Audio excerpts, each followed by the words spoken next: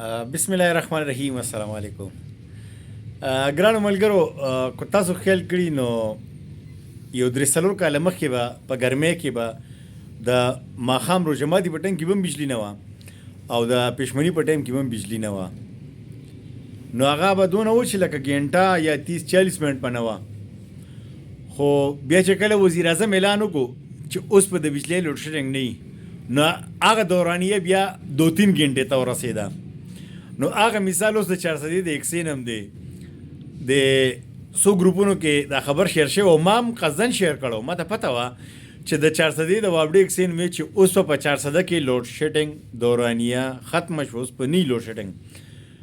نو د هغې برکت او کمال دا دی چې مخکې به صرف دروازې بجلي تله او د 3 بجو نه به پس به بیا راتله او د شپې به بیا گزاره کېده، بجلی به وه. نو د شپې څوک څه کوي، خو لایټ پې لګوي.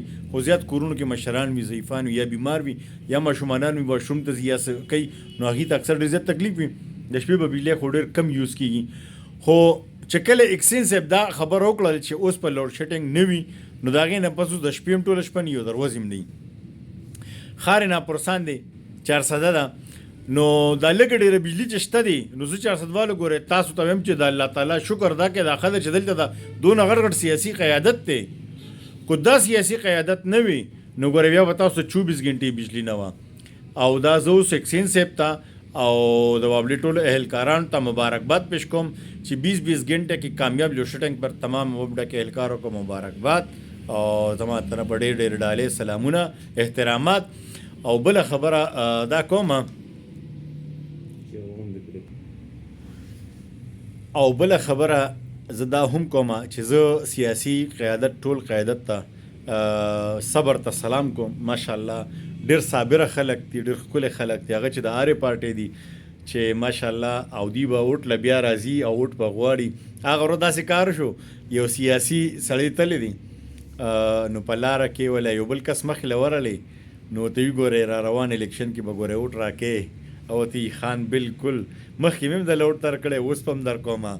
خو ته لږ لاندې وګوره ته چې کوم ځای کې ولاړې، دا زما کوڅه ده. د هغه محله کچه وه او چار چاپېره ټولې محلې پخ شوې وې. نو هغه سړی ورته ډېر ملامته شو. بیا ورته وایي واده مې ده در سره چې را روان لزل کې زه پاس شوم، نو زه به تا ته دا لاره پخوم.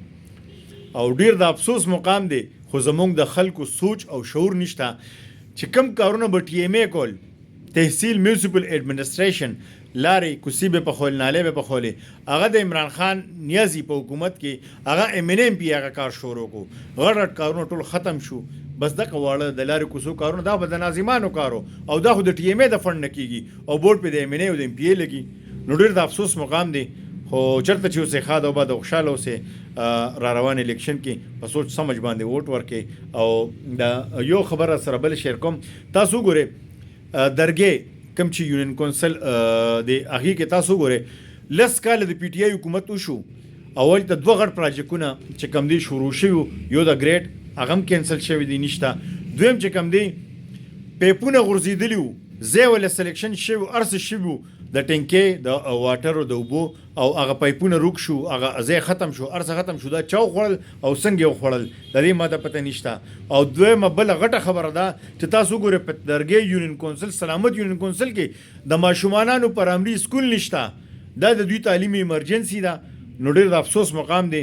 سوچ وکړئ را روان الیکشن کې ووټ ډېر په سوچ سمج سره استعمال کړئ. او ووټ خو ستاسو هم حق دی. دغه یو انډه دی، یو پیری به اچوي د چرګ هغه انسان بس چې تر څو نه یې شولې قطقطات پکوي، خو چې انډه واچوي بیا هېڅ هم نشته. بیا چاچا نه تلو نه راغلی ایم این ایم پی به پاسټولو کې پراته او وی آی پي چمچې چې کوم دي او د هغې سره هلته ملاقاتونه کوي او د هغې خلک به برتې کوي، نوکرۍ به کوي. څنګه چې بلیانټي و سونامي درختو او هغې کې اربونه روپۍ کرپشن وشو، اوسه پورې فایل کولو نه شو او نه چا تپوس وکړو چې دا د چا په ځمکو کرلې شوي او د دا ونې چا له ورکړی څنګه چلو. والسلام.